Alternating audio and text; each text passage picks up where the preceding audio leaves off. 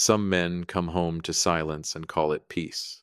I came home 11 days early from a business trip and found my grandson locked out on the back porch in 19-degree weather, no coat, lips going blue, while his stepmother sat inside with the television up loud enough to drown him out. Let me back up, friend, because you'll want the whole picture before I tell you what happened next. My name is Walter Briggs. I'm 63 years old, and for 31 years I worked as a claims investigator for a national insurance carrier out of Columbus, Ohio. That means I spent 3 decades sitting across from people who were lying to me, some of them very good at it, and learning the small tells that give a liar away. A hesitation half a second too long, an answer that's too polished, like it was rehearsed in a mirror. I retired 4 years ago with a good pension and a bad habit of reading everyone I meet like a claims file. Funny how that habit failed me completely in my own house. Welcome back, friend. If you've sat with me before, you know these stories take a minute to build, so get comfortable. And if this is your first time here, hit that subscribe button, because trust me, you're going to want to see where this one lands. My son, Daniel, lost his wife, Michelle, to a car accident on Route 33 when my grandson Cole was 3 years old. I don't have the words for that kind of loss, and I won't pretend I do. What I can tell you is that for 2 years, it was just Daniel and Cole in that little house on Featherstone Lane in Westerville, and I watched my son rebuild himself one exhausted, determined day at a time. Cole's laugh sounded exactly like Michelle's. Still does. He used to line his toy trucks up along the hallway baseboard in a very specific order, and if you moved one, he'd notice within the hour and put it right back without saying a word about it. Just quiet and precise, the way some kids are when the world's already taught them things can shift on you without warning. Then, Renata came along. Daniel met her at a company picnic, and I remember the first time he brought her by my place for Sunday dinner. She got down on the kitchen floor to be at Cole's eye level, which I noted, because most adults don't think to do that. She said, "Your daddy tells me you're the smartest 6-year-old in Westerville." Cole looked at her very seriously and said, "I'm the only 6-year-old he knows." And Renata laughed like it was the funniest thing she'd heard all year. I laughed too. I liked her. I want to be honest with you about that, friend, because it matters later. I liked her. Daniel married her 16 months after that dinner. I told myself Cole needed a mother figure. I told myself I wasn't just relieved to see my son happy again. I told myself I'd spent 31 years reading people and I'd read Renata clean through, and there wasn't a false note in her. Here's something I learned doing claims work for 3 decades. The worst fraud never announces itself. It doesn't come in loud. It comes in small inconsistencies you'd only notice if you were already looking for them, and most people never look, because the surface of things is doing exactly what it's supposed to do, which is look fine. And the surface looked fine. Good house, good school, a woman who brought casseroles to church potlucks and got complimented on them by name. I was in Pittsburgh in October, out there consulting on a fraud pattern for my old company. Part-time work I still do to keep sharp. When Cole's teacher, Mrs. Antonelli, called Daniel to say Cole had started falling asleep in class most afternoons and seemed unusually withdrawn. Daniel mentioned it to Renata that night, and she told him Cole had been having trouble sleeping because of nightmares, and she'd been staying up late with him, which was wearing her down too, poor thing. Daniel believed her.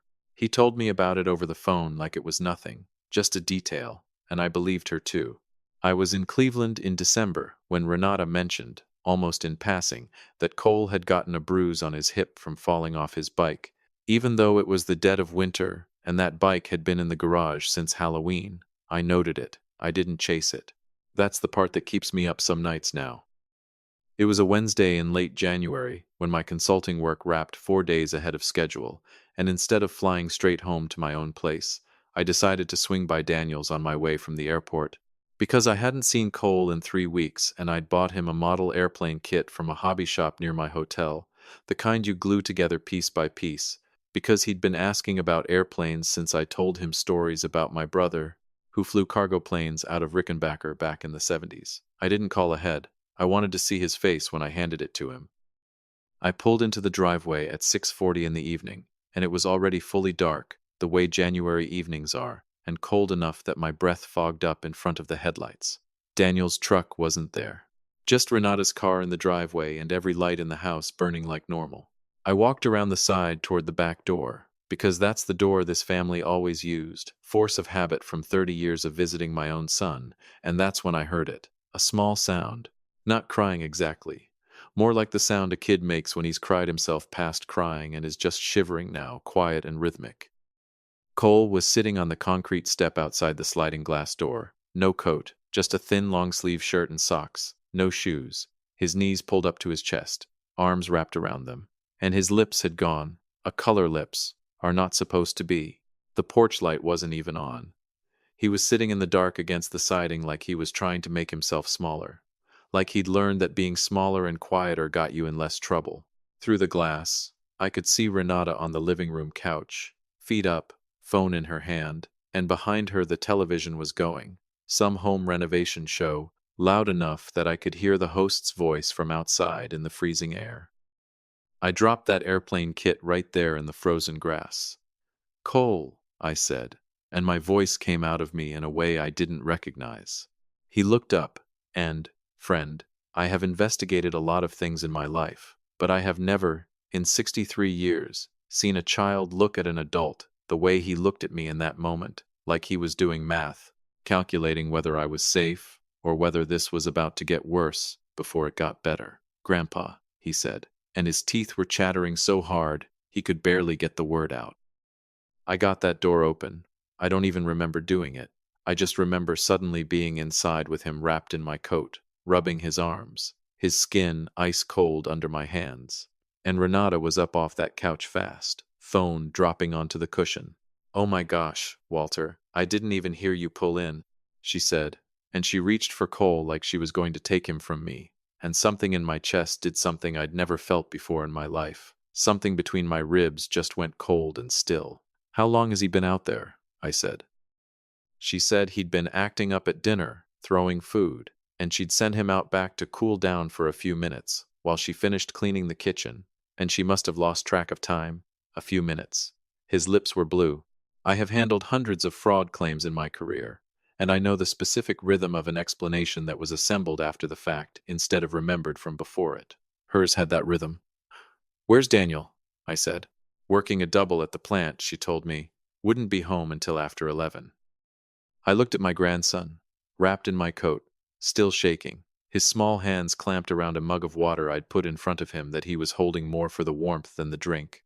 And I looked back at her, standing there in her clean kitchen with her phone still lit up on the couch cushion behind her. And something in me that had been asleep for a very long time woke all the way up. I didn't yell. I want you to understand that, friend, because I know some of you would have. 31 years of claims work teaches you that yelling gets you nothing except written up in somebody's incident report as the unstable one. What gets you everything is patience, documentation, and waiting for the moment your case is airtight before you ever show your hand. I told Renata I was taking Cole to get warm at my place for the night, since I was already there, and I'd bring him back to school in the morning. She said that sounded fine, actually seemed relieved, if I'm honest, like a shift had just been handed off successfully. I buckled Cole into my back seat myself, cranked the heat up high enough to be uncomfortable, and drove to the 24-hour urgent care off Cleveland Avenue instead of my own house, because a child that cold needs to be looked at by somebody with a medical license, not just a grandfather with a bad feeling. The physician's assistant on duty that night was a young woman named Priya, and I watched her face change the moment she got Cole's shirt off to check him over, not from the cold, from what was underneath it. Small bruises along his ribs in a pattern too, even to be from falling off anything, old yellow-green ones layered under fresher purple ones, like rings in a tree stump, if you knew how to read them, and I did. Because I'd spent 3 decades reading injury patterns in claims photographs to separate the real accidents from the staged ones. This was not staged. This was real, and it had been happening for a while. Priya asked to speak with me outside the room, and I want to tell you, friend, "Can we step outside for a second?" is never a good sentence, no matter who's saying it or where you are. She kept her voice low in the hallway. "Mr. Briggs, has anyone reported concerns about this child before?" I told her I didn't know of anything. She looked at me for a long moment, like she was deciding how much to say. "We're required to report suspected abuse regardless," she said. But I want to be straightforward with you. This bruising pattern, combined with exposure like what you described, that's not one bad night. That's a pattern. The hallway was very quiet after that. We'll be contacting Franklin County Children's Services tonight, she said. And I'd strongly encourage you to have your son call me directly. Of course they would. Of course this had been going on. I felt something cold and exact click into place in my chest, the specific feeling I used to get in my working years right at the moment a fraudulent claim finally showed its seams. I called Daniel from the parking lot at 9:15 that night, and I heard the sound go out of my son's voice in real time, heard him go from confused to sick to something with an edge on it. I hadn't heard from him since he was a teenager. He left the plant early, against policy, and drove straight to the urgent care. And when he walked in and saw his son's ribs, he had to leave the room for a minute, and I understood exactly why. We sat in that waiting room together past midnight, my son and me, in those stiff vinyl chairs they always have, built specifically so you never get comfortable enough to stop worrying. And I told him what I do best. Not comfort, exactly. A plan. We are not confronting her tonight, I told him. We are not calling her, texting her, warning her in any way. Daniel wanted to drive straight back to that house right then, and friend, I understood that instinct in my bones, but I've watched good cases fall apart because somebody tipped their hand too early out of anger. You confront a fraud before your file is complete, and all you've done is teach them to cover their tracks better. Tomorrow morning, I said, we start pulling everything. Every day you've worked overtime this winter. Every day she's had him alone.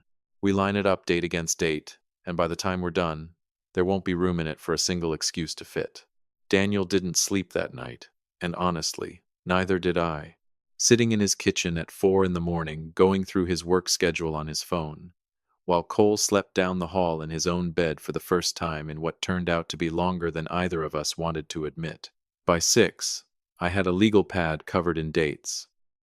Every double shift Daniel had worked since October, cross-referenced with every excuse Renata had given for Cole's bruises, his exhaustion, his sudden pickiness about eating, which I now understood wasn't pickiness at all. It was a child who'd learned that finishing his plate too fast or too slow both carried consequences he couldn't predict. Every single incident lined up on a night Daniel was working late or out of town.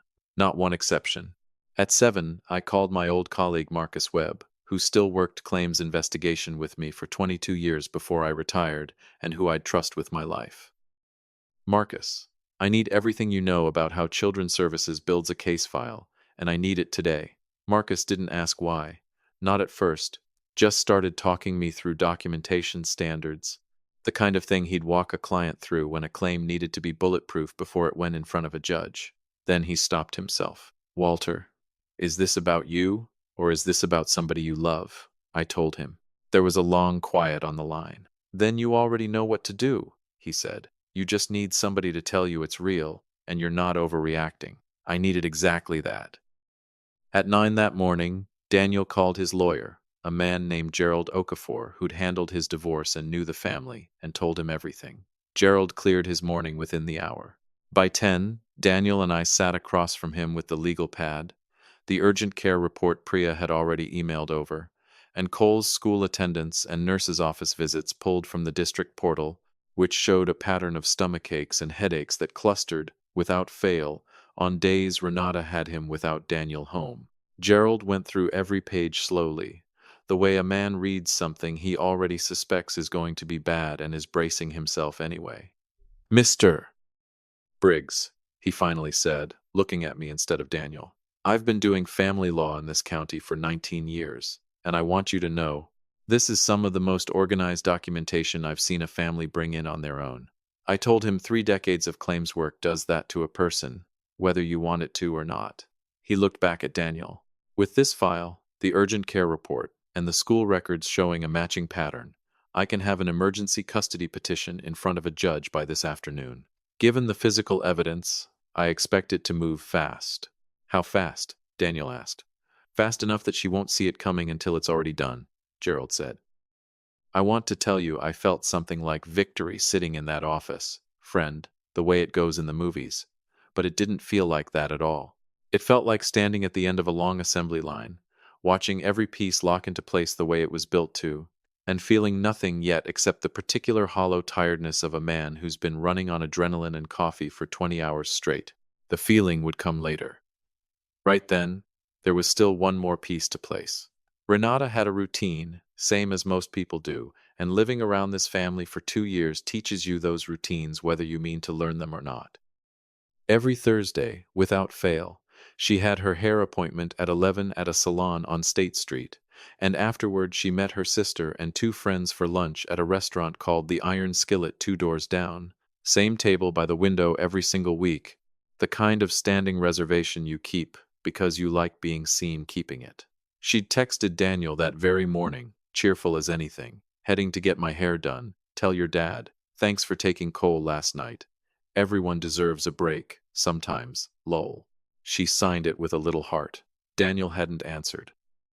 Gerald's office got the emergency order signed at 1:50 that afternoon, temporary custody to Daniel, no contact provision pending a full investigation, and a caseworker named Dorothy Vance from Franklin County Children's Services called me directly at 2:05 to ask if we knew where Renata could be located without alerting her ahead of time, since they wanted to avoid any incident at the house while Cole was still settling in. I told Dorothy exactly where she'd be at that very hour, and exactly which table.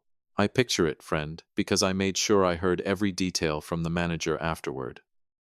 The Iron Skillet at 1:30 on a Thursday, white tablecloths, that particular hush of a restaurant that does good lunch business, 4 women at the window table, wine glasses out already. Renata mid-story with her hands moving the way people's hands move when they're performing for an audience rather than just talking to it. According to the manager, she was telling her sister about such an exhausting week with Cole acting out, and how grateful she was for a little help from Daniel's dad, which I understand got a warm, sympathetic laugh from the table. That's the last laugh she got in that restaurant. 2 caseworkers and an officer from the Westerville Police Department walked in at 1:34, according to the report I saw later, and the restaurant didn't go silent all at once. It went silent table by table, the way a room does when it senses something serious is happening, and nobody wants to be caught staring, but nobody can stop themselves either. Dorothy Vance set the emergency custody order and a notice of pending investigation on the white tablecloth, directly beside Renata's wine glass. Renata Briggs, I'm with Franklin County Children's Services. This officer needs a few minutes of your time regarding your stepson. Renata looked at the papers, then at the officer, then at her sister and her friends. 3 women who had gone entirely, perfectly quiet. There has to be some kind of mistake, she said, and the manager told me later it was in the calm, reasonable voice of a woman who'd talked her way out of plenty before and fully expected it to work one more time. It did not work. She was not arrested that day, friend, not yet. That came 2 weeks later. Once the physical evidence and Cole's own statements to a child forensic interviewer were fully documented, and the district attorney's office had what it needed to file charges. But that Thursday at the Iron Skillet, in front of the sister and friends she'd spent 2 years performing for, the exhausted, overburdened stepmother role fell apart in real time, on a stage she had chosen herself specifically because everyone who mattered to her image ate lunch there. Not one of those women said a word in her defense. Not one. Cole came to stay with me for a few days while Daniel got the house sorted, changed the locks, cleared out anything of hers, the whole business, and I'll tell you, friend, the first night he was under my roof, he slept 11 straight hours. The deep, boneless sleep of a child whose body finally believed it was safe enough to let go. I sat up later than I should have that night, in my recliner, looking at that model airplane kit I'd finally given him, half assembled on my coffee table, wings still loose, glue still drying, and I thought about my brother flying cargo out of Rickenbacker 50 years ago. How he used to say the most dangerous part of any flight isn't the storm you can see coming. It's the one you don't check for, because the sky looked clear when you took off. I'd looked at Renata for 2 years and called the sky clear. Cole asked me the next morning over pancakes if Renata was going to be at his house when he went back. I told him no, she was not now, not ever again, and I meant every word of that the way I've meant very few things in my life. He nodded slowly, the way kids do when they're checking an adult's face for the truth behind the words, and whatever he found there must have satisfied him, because he went back to arguing that his pancakes needed more syrup, which, for the record, they did not, but I gave it to him anyway.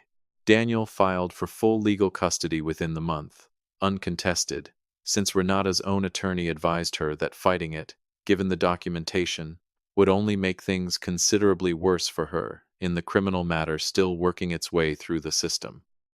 Some men leave the door cracked when a marriage falls apart. Friend, leave room for someone to come back around, renegotiate, try again. I made sure my son didn't leave so much as a gap. Every account changed, every contact removed, every legal step filed clean and on time. Because that's the only kind of closing I ever respected in 31 years of this work. The kind that doesn't leave anything open for later. Cole's back in his own room now, toy trucks lined up along that same hallway baseboard in that same particular order, and nobody's moved them since, and nobody's going to. He finished that airplane kit with me 2 weekends ago, out on my back porch in the daylight this time, with his coat zipped up and his hands steady, gluing the wings on one at a time, patient about it in a way that reminded me so much of his father. At that age, it near about took the wind out of me. If you've got somebody in your life you love and you think the surface of things looks fine, friend, go look a little closer anyway. That's the whole lesson I've got for you tonight. If this one got to you, hit that like button, tell me where you're watching from, and I'll see you next time.